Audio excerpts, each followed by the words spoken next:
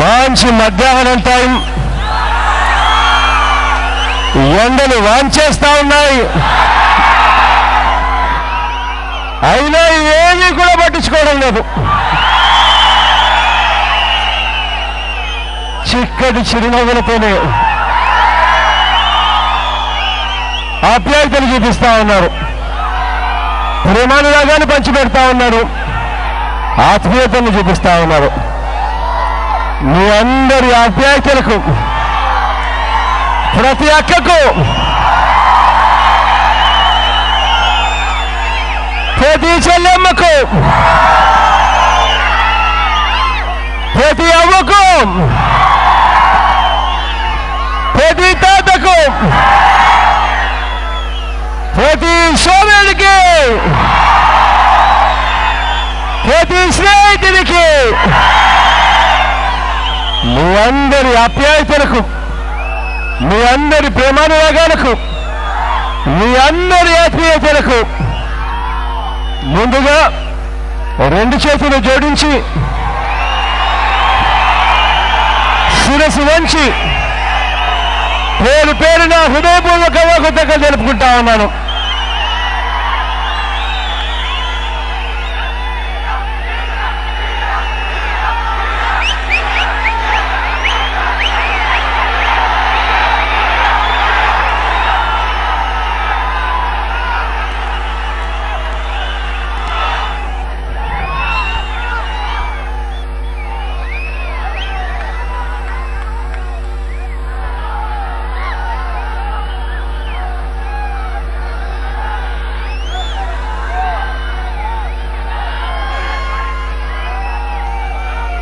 సంవత్సరాలుగా చంద్రబాబు నాయుడు గారి పాలన చూశారు. ఎన్నికల్లో నెగ్గడం కోసం ఎన్నికలకు ముందు రకరకాల హామీలు ఇచ్చాడు. ప్రతి హామీని నీరుగార్చాడు. ప్రజలను ఎన్ని రకాలుగా వెన్నుపోట్లు పడవాళ్ళు అన్ని రకాలుగా కూడా వెన్నుపోట్లు పడిచిన వ్యక్తి ఈ పెద్ద మనిషి చంద్రబాబు నాయుడు గారు. ముఖ్యమంత్రి కావడం కోసం ఎన్నికల వేళ ఇచ్చిన హామీలను ఎలాగూ నెరవేర్చలేదు. ఈ పెద్ద మనిషి కనీసం ముఖ్యమంత్రి అయిన తర్వాత కూడా సాక్షాత్తు అసెంబ్లీలోనే కృష్ణా జిల్లాకి చేస్తాను అని చెప్పి ముఖ్యమంత్రి అయిన తర్వాత అసెంబ్లీలోనే ప్రకటన చేస్తే మనమంతా కూడా అనుకుంటాం ముఖ్యమంత్రి స్థాయిలో ఉన్న వ్యక్తి అసెంబ్లీలో వేదికగా చేస్తూ మాటిస్తే అయిపోతున్నాయని. అటువంటి వ్యక్తి సాక్షాత్తు ముఖ్యమంత్రి అసెంబ్లీనే వేదికగా చేసుకుని ఇచ్చిన మాటలు మచిలీపట్నం పోర్టు, మచిలీపట్నంలో రిఫైనరీ, పింగాణి పరిశ్రమ, VGTM metro rail, automobile logistic hub, food park, Vijayawada mega city, దానికి తోడు smart city, aquaculture processing unit, textile park, IT hub, నూజివీడులో మామిడి పరిశోధన కేంద్రం. నేను అడుగుతా ఉన్నాను, 5 సంవత్సరాల తర్వాత అడుగుతా ఉన్నాను, ఎన్నికల వేళ ఇచ్చిన హామీలు ఎలాగో మోసం చేశారు. ముఖ్యమంత్రి అయిన తర్వాత ఇచ్చిన హామీలు కనీసం ఇవన్నా ఇందులో ఒక్కటన్నా అయ్యిందా అని అడుగుతా ఉన్నాను మిమ్మల్ని అందరినీ కూడా నేను.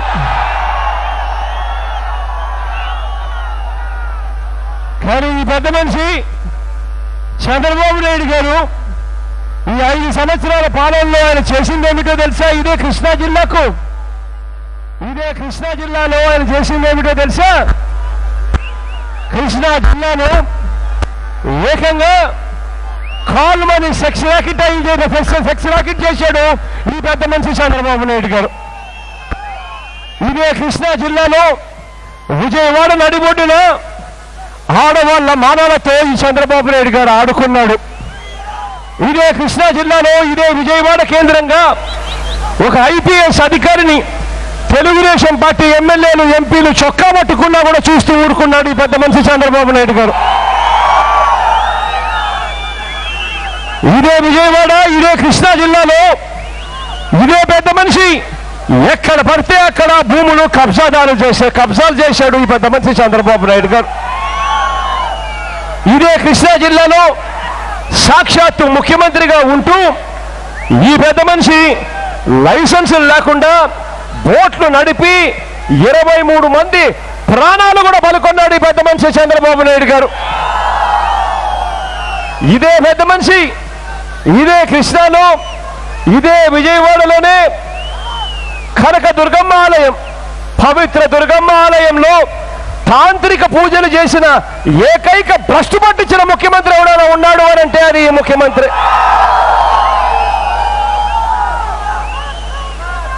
ఏదైనా ఒక ముఖ్యమంత్రి నేను అది చేస్తాను ఇది చేశాను అని అంటాడు. మాటి మాటికి ఏమైనా మాట్లాడితే నేను ఫోన్ కనిపెట్టాను, నేను కంప్యూటర్ కనిపెట్టాను,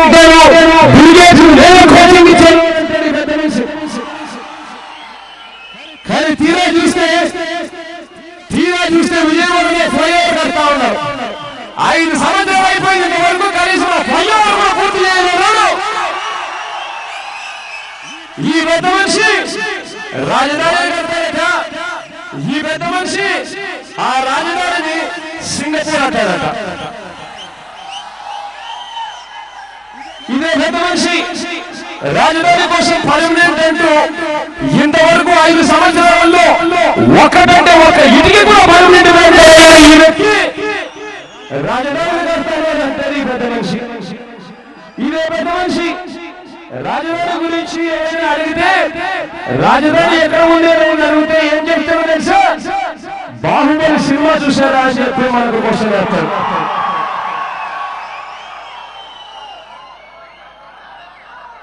ఇదే చంద్రబాబు నాయుడు గారు విజయవాడలో ఏం చేయగలిగాడో తెలుసా?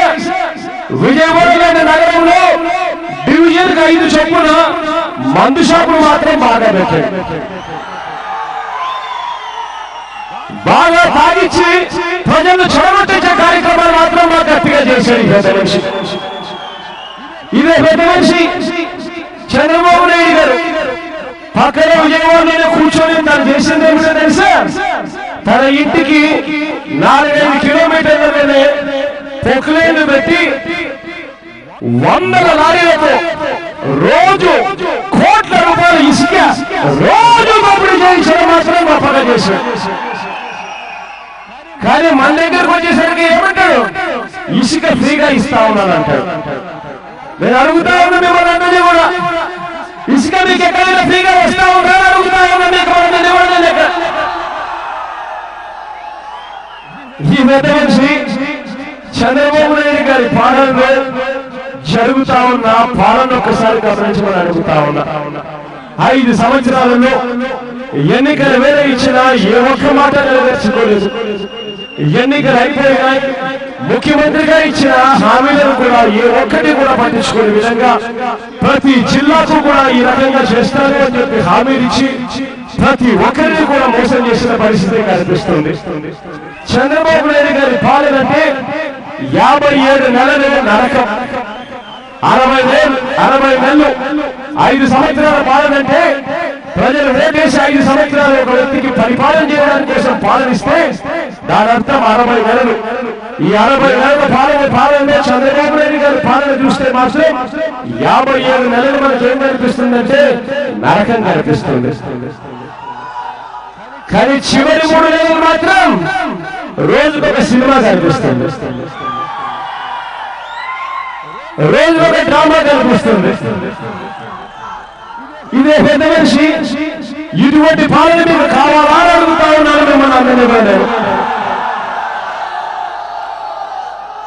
లేక 5 ఏళ్ళు మాట నిలబెట్టుకొని పరిపాలనే మేమేనా పరిపాలన చేశాం, మా పరిపాలన చూసి ఓటు వేయండి అని చెప్పి అడిగి ఆ పరిపాలన కావాలా మీకు అడుగుతా ఉన్నాను వాళ్ళందరినీ. ఒకసారి గతంలో ఒకసారి గుర్తుకు తెచ్చుకోండి. గతంలో ఒకసారి నాన్నగారి మీద కూడా చంద్రబాబు నాయుడు గారు ఇలాగే అక్కసిపోయి రాజకీయాలు చేశారు. నాన్నగారిని అరేలో ఒక్కసారి అవకాశం ఇచ్చారు ప్రజలు. ఒక్కసారి ముఖ్యమంత్రి కూర్చునే తర్వాత రెండోసారి ప్రజలు మళ్ళీ రెండోసారి ఎన్నికలు వచ్చేసరికి నాన్నగారి పాలన చూసి కొత్తగా ఆయన ఎటువంటి వాగ్దానాలు కూడా చేయకపోయినా కూడా చంద్రబాబు నాయుడు గారు నలుగురితో కలిసి కూటమిగా కూడా ఏకమైన కూటమి వచ్చినా కూడా చంద్రబాబు నాయుడు గారిని ఓడించారు. ఆ దివంగత నేత అభివృద్ధి నాయకుడు రాజశేఖర రెడ్డి గారిని నాన్నగారికే పట్టం కట్టారు.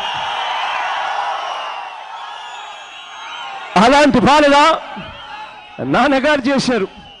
మళ్ళీ నేను మిమ్మల్ని అందరినీ కూడా ఒకటి అడుగుతా ఉన్నా, ఒక్కసారి వైఎస్ఆర్ కాంగ్రెస్ పార్టీకి అవకాశం ఇవ్వండి, మళ్ళీ అటువంటి రాజన్న రాజ్యమే తీసుకొస్తానని చెప్పి మీ అందరికీ కూడా హామీ ఇస్తా ఉన్నా. మీ ప్రతి కష్టాన్ని నేను చూశాను, మీ ప్రతి బాధను నేను విన్నాను, మీ కష్టాన్ని నేను చూశాను, మీ బాధను నేను విన్నాను. మీ అందరికీ కూడా నేను ఇవాళ చెప్తా ఉన్నాను, నేనున్నాను అని చెప్పి మీ అందరికీ కూడా మీ అందరికీ కూడా చెప్తా ఉన్నాను.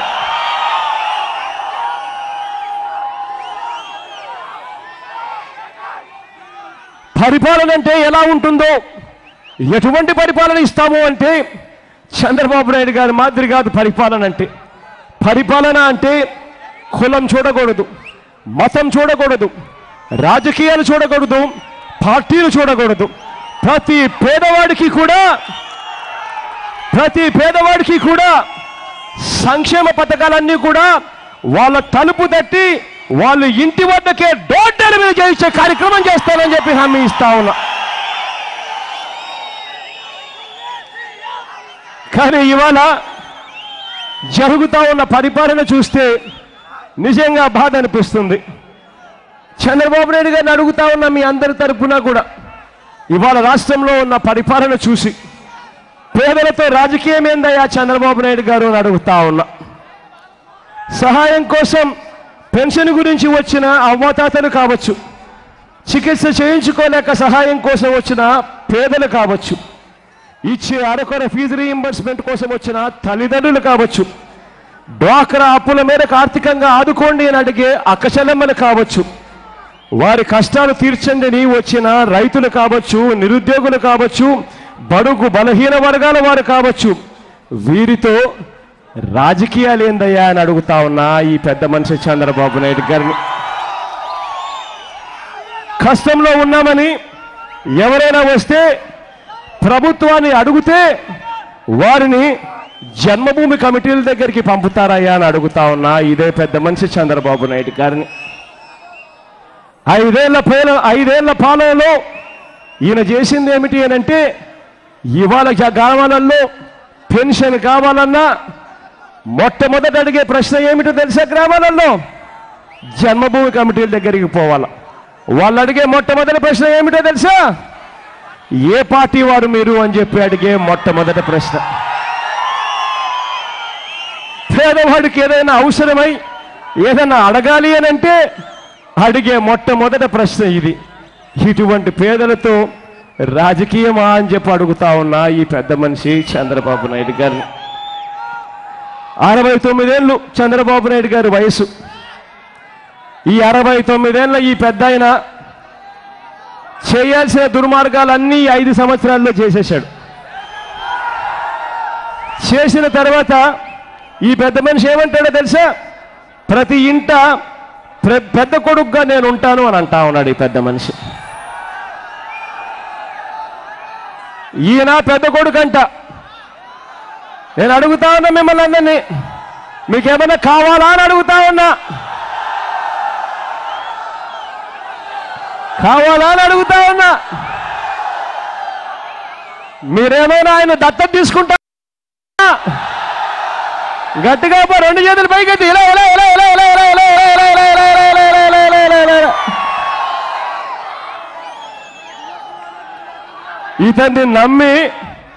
ఇతన్ని నమ్మి పిల్లనిచ్చిన మామ ఎన్టీ రామారావు గారు ఆయన్నే వదలలేదు వెన్నుపోటు పడవడంలో. ఇక ఈయనను పెద్ద కొడుకుగా మనం దత్తత తీసుకుంటే మనం బ్రతుకుతామా అని అడుగుతా ఉన్నా మిమ్మల్ని అందరినీ కూడా నేను.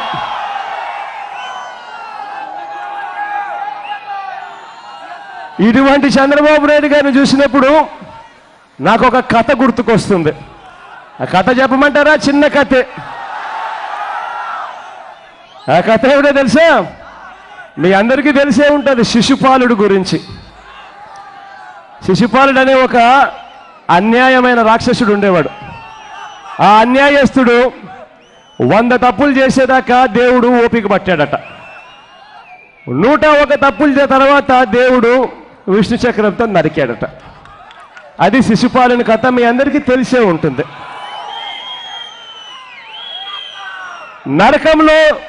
నరకంలో శిశుపాలుడు ఉన్నాడట.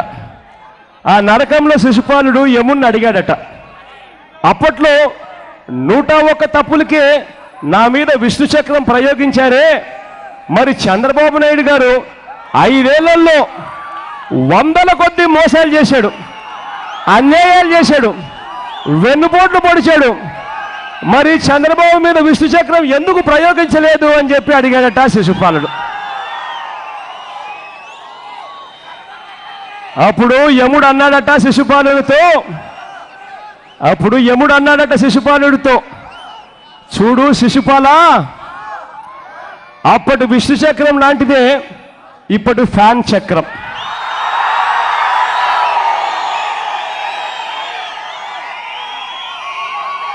అప్పట్లో శ్రీకృష్ణుడు నిన్ను వధించాడు. ఇప్పుడు ఈవీఎం అనే ఓటింగ్ మిషన్ మీద ఆంధ్రప్రదేశ్ ప్రజలంతా ఓట్లు వేసి వేలు పెట్టి నొక్కి చంద్రబాబు నాయుడును దించబోతా ఉన్నారు అని చెప్పి అన్నాడట. ఈ యుగంలో విష్ణు చక్రానికి ప్రతిరూపం ఫ్యాన్ చక్రం అని, శ్రీకృష్ణుడికి ప్రతిరూపం ఆంధ్ర రాష్ట్ర ప్రజలు అని చెప్పి చెప్పాడట యముడు. కాకపోతే శిశుపాలుడికి ప్రతిరూపం ఎవరో తెలుసా? కాకపోతే శిశుపాలుడికి ప్రతిరూపంగానే కాకుండా నరకాసురుడు, రావణాసురుడు, బకాసురుడు వీళ్ళందరితో కలిపి జాయింట్ వెంచర్గా మన చంద్రబాబు నాయుడు గారు కూడా పుట్టారు అని చెప్పి అన్నాడట. వీళ్ళందరితో కలిపి ప్రతిరూపంగా చంద్రబాబు నాయుడు గారు పుట్టారు కాబట్టి కొంచెం ఎక్కువ టైం పడతా ఉంది అని చెప్పి శిశుపాలునికి యముడు చెప్పాడట. నిజంగా ఈ పెద్ద మనిషి చంద్రబాబు నాయుడు గారి పాలన చూసినప్పుడు కరెక్ట్గా ఇదే గుర్తుకొస్తుంది. మన కర్మ ఏమిటి అని అంటే, ఒకసారి ఓటేసి గెలిపించిన తర్వాత 5 సంవత్సరాలు మనకి ఈయన అన్యాయం చేస్తూ ఉన్నాడని తెలిసిన, మోసం చేస్తూ ఉన్నాడని తెలిసిన ఈ మనిషిని మనం ఏమీ చేయలేని పరిస్థితిలో ఇవాళ మనం ఉన్నాం. కానీ దేవుడు అక్కడైనా ఆశీర్వదించాడు. కాస్తో కూస్తో ఎన్నికలు ఫస్ట్ ఫేజ్లోనే పెట్టాడు, కాస్త తొందరగా పెట్టాడు. పెట్టి ఈ నారాసురుడి పాలనకు అంతం దగ్గరికి వచ్చే కార్యక్రమం దేవుడు చేశాడు. మీ అందరితో కూడా నేను ఒకటే కోరుతా ఉన్నా, ఈ రాజకీయ వ్యవస్థ మారాలి. ఈ రాజకీయ వ్యవస్థలోకి విశ్వసనీయత అన్న పదానికి అర్థం రావాలి. ఒక రాజకీయ నాయకుడు మైకు పట్టుకొని నేను పలానిది చేస్తాను అని చెబితే, ఆ చెప్పినది ఎన్నికల ప్రణాళికలో పెట్టి ఆ తర్వాత ప్రజలను ఓటు అడిగితే, ఆ ప్రజలు ఆ ఎన్నికల ప్రణాళిక చూసి ఓటు వేస్తే, ఓటు వేసిన తర్వాత ఆ రాజకీయ నాయకుడు అది చెయ్యకపోతే తన పదవికి తాను రాజీనామా చేసి ఇంటికి వెళ్ళిపోయే పరిస్థితి తీసుకొని రావాలి. అప్పుడే ఈ చెడిపోయిన ఈ రాజకీయ వ్యవస్థలోకి నిజాయితీ వస్తుంది. అప్పుడే ఈ చెడిపోయిన ఈ రాజకీయ వ్యవస్థలోకి విశ్వసనీయత అన్న పదానికి అర్థం వస్తుంది. నేను మీ అందరితో కూడా కోరేది ఒకటి, 5 సంవత్సరాలు చంద్రబాబు నాయుడు గారిని చూశారు. ఓటు వేసి మోసపోయిన పరిస్థితిలో మనమంతా ఉన్నామన్న సంగతి మీ అందరికీ కూడా తెలిసిన విషయమే. ఇవాళ మీ అందరితో కూడా నేను కోరేది ఒకటి, ఇటువంటి అన్యాయమైన పాలన పోవాలి. రేపొద్దున మంచి పాలన రావాలి అనంటే ఆ హక్కు, ఆ చేసే కార్యక్రమం, ఆ రెండు కూడా మీ చేతుల్లోనే ఉన్నాయన్నది మాత్రం దయచేసి మర్చిపోవద్దని చెప్పి వాళ్ళందరినీ కూడా కోరుతా ఉన్నా. రాబోయే రోజుల్లో ఎన్నికలు 20 రోజుల్లో ఉన్నాయి కాబట్టి మనందరికీ చంద్రబాబు నాయుడు గారు రోజుకొక సినిమా చూపిస్తాడు, రోజుకొక డ్రామా చేస్తాడు.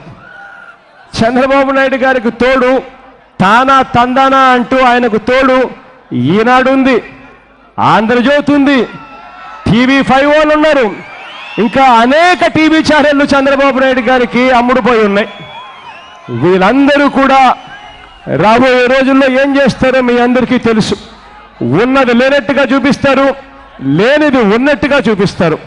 ఈ 20 రోజుల్లో మనం రోజుకొక సినిమా చూసే కార్యక్రమం మన అందరికీ కూడా వీళ్ళంతా చూపిస్తారు అన్నది మర్చిపోవద్దని అడుగుతా ఉన్నా. మిమ్మల్ని అందరినీ కూడా నేను కోరేది ఒకటి, ఎన్నికలు ఇక దగ్గరికి వచ్చేసరికి చంద్రబాబు నాయుడు గారి చేయని అన్యాయం ఉండదు, చెప్పని అబద్ధం ఉండదు, చేయని మోసం ఉండదు, చూపని సినిమా ఉండదు అన్నది మర్చిపోవద్దని అడుగుతా ఉన్నా. ఎన్నికల దగ్గరకు వచ్చేసరికి చంద్రబాబు నాయుడు గారు మీ ప్రతి గ్రామానికి మూటలు మూటలు డబ్బులు పంపిస్తాడు అన్నది మర్చిపోవద్దని అడుగుతా ఉన్నా. మూటలు మూటలు డబ్బులు పంపిస్తాడు, పంపించి ప్రతి చేతిలోనూ 3,000 రూపాయలు డబ్బు కూడా పెడతాడు అన్నది మర్చిపోవద్దని అడుగుతా ఉన్నా. ఆ 3,000 రూపాయలు డబ్బులు పెట్టి ప్రతి ఓటర్ను ప్రలోభ పెట్టడానికి ప్రయత్నం చేస్తాడు. నేను మీ అందరితో కూడా కోరేది ఒకటి, మీరంతా కూడా మీ గ్రామాలలో ప్రతి అక్క దగ్గరికి వెళ్ళండి, ప్రతి చెల్లెమ్మ దగ్గరికి వెళ్ళండి, ప్రతి అమ్మ దగ్గరికి వెళ్ళండి, ప్రతి అన్న దగ్గరికి వెళ్ళండి, ప్రతి అవ్వ దగ్గరికి వెళ్ళండి, ప్రతి తాత దగ్గరికి వెళ్ళండి. వెళ్ళి ఆ ప్రతి అక్కకు చెప్పండి, అక్క చంద్రబాబు నాయుడు గారు ఇచ్చే 3,000 రూపాయలకు మోసపోవద్దక్క, 20 రోజులు ఓపిక పట్టక్క, రేపొద్దున మనందరి ప్రభుత్వం అధికారంలోకి వస్తుందక్క, అన్న ముఖ్యమంత్రి అవుతాడక్క అని చెప్పి ప్రతి అక్కకు చెప్పండి. అన్న ముఖ్యమంత్రి అయిన తర్వాత మన పిల్లలను కేవలం మనం బడులకు పంపిస్తే చాలు, బడులకు పంపించినందుకు ప్రతి అక్కకు సంవత్సరానికి 15,000 ఇస్తాడన్నా అని చెప్పి ప్రతి అక్కకు చెప్పండి. ప్రతి అక్కకు చెప్పండి, ప్రతి చెల్లెమ్మకు చెప్పండి, అక్క చంద్రబాబు నాయుడు గారు ఇచ్చే 3,000 రూపాయలకు మోసపోవద్దక్క, 20 రోజులు ఓపిక పట్టక్క, అన్నను ముఖ్యమంత్రిగా చేసుకుందామక్క అని చెప్పండి. ఇవాళ మన పిల్లలు ఇంజనీర్లుగా చదవాలన్నా, డాక్టర్లుగా చదివించాలన్నా, రేపొద్దున కలెక్టర్ల వంటి పెద్ద పెద్ద చదువులు చదివించాలన్నా ఇవాళ ఒక్కసారి మన పరిస్థితిని గమనించమని చెప్పి ఆ అక్కలను అడగండి. ఇవాళ ఇంజనీరింగ్ ఫీజులు చూస్తే లక్షల్లో ఉన్నాయి, ప్రభుత్వం దగ్గర నుంచి సహాయం చూస్తే అరకొర కూడా ఇవ్వని పరిస్థితి కనిపిస్తూ ఉంది. ఇవాళ మన పిల్లలను ఇంజనీరింగ్ చదివించాలి అని అంటే ఆస్తులు అమ్ముకుంటే తప్పనిచ్చి ఇంజనీర్లుగా చేసే పరిస్థితి ఇవాళ లేదక్క అని చెప్పి ఆ అక్కకు చెప్పండి. ఆ అక్కకు చెప్పండి, 20 రోజులు ఓపిక పట్టక్క, మనందరి ప్రభుత్వం అధికారంలోకి తెచ్చుకుందాం, అన్నను ముఖ్యమంత్రిగా చేసుకుందాం, ఆ తర్వాత మన పిల్లలను ఇంజనీర్లుగాను, డాక్టర్లుగాను, కలెక్టర్ వంటి పెద్ద పెద్ద చదువులన్నీ కూడా ₹1 మన ఖర్చు లేకుండా ఎన్ని లక్షలు ఖర్చు అయినా పర్వాలేదు అన్న చదివిస్తాడు అని చెప్పి ప్రతి అక్కకు చెప్పండి. ప్రతి అక్కకు చెప్పండి, ప్రతి చెల్లెమ్మకు చెప్పండి, ఆ అక్కలకు చెప్పండి, అక్క పొదుపు సంఘాల్లో మీరంతా ఉన్నారక్క, పొదుపు సంఘాల్లో ఉన్న ప్రతి అక్కకు ప్రతి చెల్లెమ్మకు చెప్పండి, అక్క 5 సంవత్సరాలు చంద్రబాబు నాయుడు గారు మనల్ని మోసం చేశాడక్క, ఎన్నికలప్పుడు ఇచ్చిన మాట నిలబెట్టుకోలేదు, పొదుపు సంఘాల్లో ఉన్న అప్పులు చూస్తే 14,200 కోట్లు ముఖ్యమంత్రి అయ్యే నాటికి, చంద్రబాబు నాయుడు గారు ముఖ్యమంత్రి అయ్యే నాటికి ఉన్న అప్పు ఈరోజు వడ్డీలతో కలిపి 26,000 25,000 కోట్ల రూపాయలకు ఎగబాకిన పరిస్థితులు ఆ అక్కలకు చెప్పండి. ఆ ప్రతి అక్కకు చెప్పండి, అక్క చంద్రబాబు నాయుడు గారు ఇచ్చే 3,000 రూపాయలకు మోసపోవద్దక్క, 20 రోజులు ఓపిక పట్టక్క, అన్నను ముఖ్యమంత్రిగా చేసుకుందామక్క, ఆ తర్వాత పొదుపు సంఘాల్లో ఉన్న ప్రతి అక్కకు, ఆ పొదుపు సంఘాల్లో ఉన్న ప్రతి అక్కకు ఎన్నికల నాటి వరకు ఎంతైతే అప్పు ఉంటుందో ఆ మొత్తం అప్పంతా 4 దఫాల్లో నేరుగా అక్క చేతుల్లోనే పెడతాను అని చెప్పి ప్రతి అక్కకు చెప్పండి. ప్రతి అక్కకు చెప్పండి, ప్రతి చెల్లెమ్మకు చెప్పండి, అక్క ఈరోజు బ్యాంకులకు పోలేని పరిస్థితి, బ్యాంకుల వాళ్ళు మనకు 0 వడ్డీకే డబ్బులు ఇచ్చే పరిస్థితి ఇవాళ లేదు. ఇటువంటి అన్యాయమైన పరిస్థితిలో ఇవాళ చంద్రబాబు నాయుడు మనల్ని నెట్టేశాడు. ఒక్కసారి అన్నకు అవకాశం ఇద్దాం, అన్నను ముఖ్యమంత్రిగా చేసుకుందాం. ఆ తర్వాత మళ్ళీ 0 వడ్డీలు అన్న తీసుకొస్తాడు. రాజన్న మాదిరి జగనన్న కూడా గొప్ప పరిపాలన ఇస్తాడు, లక్షాధికారులు చేస్తాడు. అక్క చెల్లమ్మని చెప్పి ప్రతి అక్కకు చెప్పండి, ప్రతి చెల్లమ్మకు చెప్పండి. ఎస్సీలుగా ఉంటూ, ఎస్టీలుగా ఉంటూ, బీసీలుగా ఉంటూ, మైనారిటీలుగా ఉంటూ పేదరికంలో అల్లాడుతూ ఉన్న ప్రతి అక్కకు చెప్పండి, అక్క 3000 చంద్రబాబు నాయుడు గారు ఇచ్చే 3000తో మోసపోవద్దక్క, 20 రోజులు ఓపిక పట్టండక్క, అన్నను ముఖ్యమంత్రి చేసుకుందాం అక్క.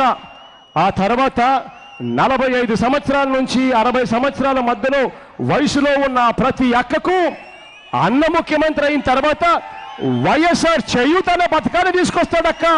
తీసుకొచ్చి ప్రతి అక్క చేతుల్లోనూ 75,000 రూపాయలు పెడతాడక్క 4 దఫాల్లో అని ప్రతి అక్కకు చెప్పండి,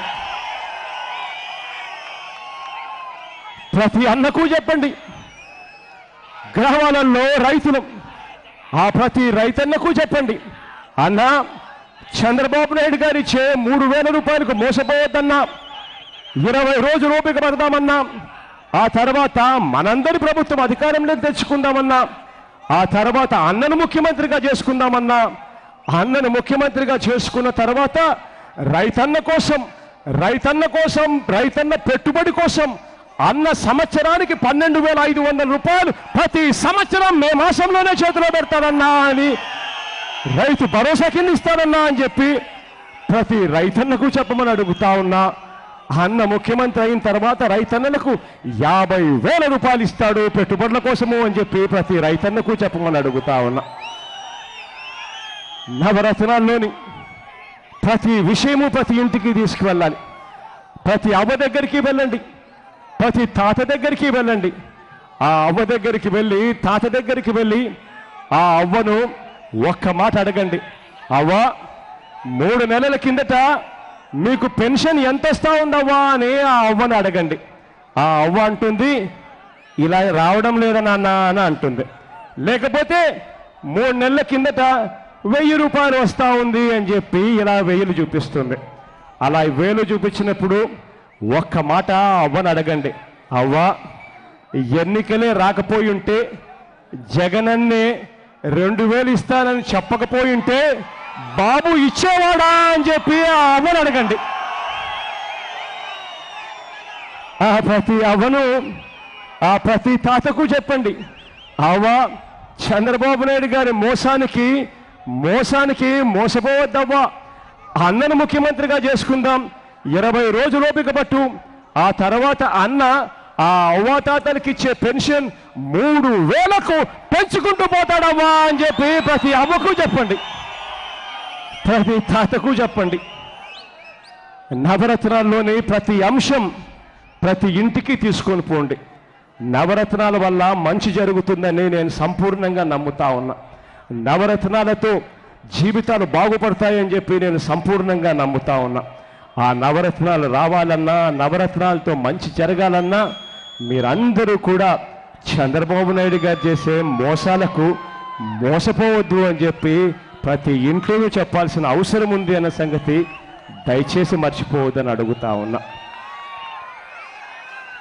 ఇటువంటి అన్యాయమైన పాలన పోయి మంచి పాలన కోసం మీరంతా కూడా, నా పక్కనే రమేష్ అని ఉన్నాడు,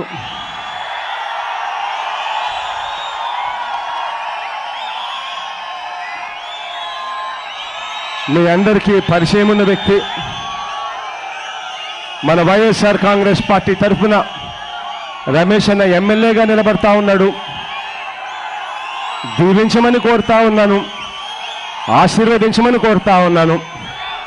అదే రకంగా నా ఎడం వైపున బాలశౌరి ఉన్నాడు, మన పార్టీ తరఫున ఎంపీగా నిలబడతా ఉన్నాడు. మీ అందరి చల్లని దీవెనలు, మీ అందరి చల్లని ఆశీస్సులు వీళ్ళిద్దరిపై ఉంచడమే కాకుండా వైఎస్ఆర్ కాంగ్రెస్ పార్టీకి పై ఉంచమని మిమ్మల్ని అందరినీ కూడా సవినయంగా రెండు చేతులు జోడించి పేరు పేరున ప్రార్థిస్తా ఉన్నాం.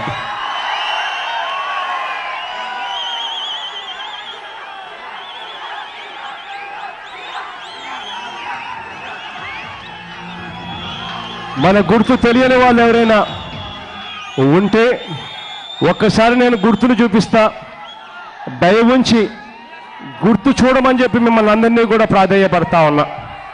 మన గుర్తు తెలియని వాళ్ళు ఎవరైనా ఉంటే గుర్తు చూడమని అడుగుతా ఉన్నా. అవ్వా మన గుర్తువా? ఫ్యాన్ గుర్తు, ఫ్యాన్ గుర్తు అన్నా.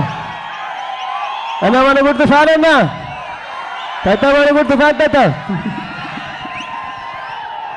ఫ్యాన్ అన్నా. అమ్మా మన గుర్తు ఫ్యాన్ అమ్మా. ఫ్యాన్ అన్నా. ఫ్యాన్ అక్క. ఫ్యాన్ అన్నా. ఫ్యాన్ అమ్మా. అక్క మన గుర్తు ఫ్యాన్ అక్క. అవ్వా ఫ్యాన్ అవ్వా. అక్కడ కళ్ళజోడు పెట్టుకున్నావా? ఫ్యాన్ అవ్వా. ఫ్యాన్ అమ్మా. ఫ్యాన్ అన్నా. మన గుర్తు ఫ్యాన్ అన్నా.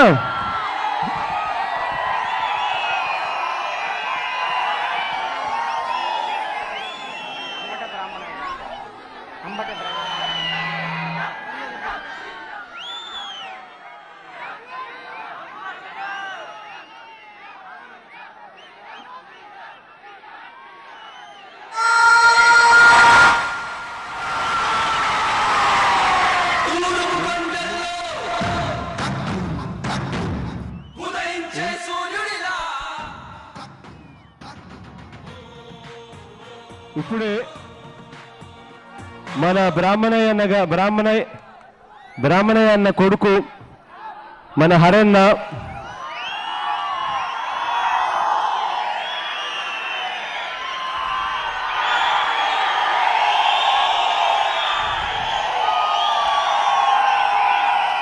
మాజీ ఎమ్మెల్యే అన్న చెప్తా ఉంటే నాకు ఆశ్చర్యం అనిపించింది. అంబటి బ్రాహ్మణయ్య అన్న పేరుతో ఉల్లిపాలెం భవానీపురం వారధికి నామకరణం చేయమని చెప్పి అడుగుతా ఉన్నాడు.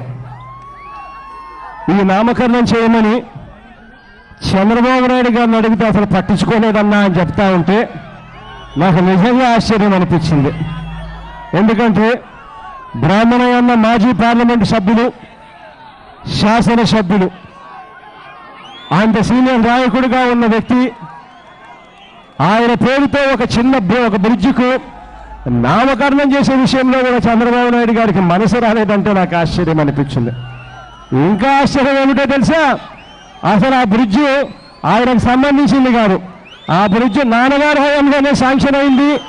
నాన్నగారి హయాంలోనే వరల్డ్ బ్యాంక్ నిధులు వచ్చాయి. నాన్నగారి హయాంలోనే ఆ బ్రిడ్జి మొదలైంది. అటువంటి బ్రిడ్జికు చంద్రబాబు నాయుడు గారికి ఎటువంటి సంబంధం లేని ఆ బ్రిడ్జికు పేరు పెట్టే విషయంలో మాత్రం చంద్రబాబు నాయుడు గారు అన్న అడిగినా కూడా చెయ్యని, హరన్న అడిగినా కూడా చెయ్యని పరిస్థితి చూస్తుంటే ఆయన ఎటువంటి మనసు లేని వ్యక్తి అర్థమవుతుంది. హరన్నకు నేను చెప్తా ఉన్నా, ఖచ్చితంగా నేను చేయిస్తానన్నా అని చెప్పి ఖచ్చితంగా హరన్నకు చెప్తా ఉన్నా.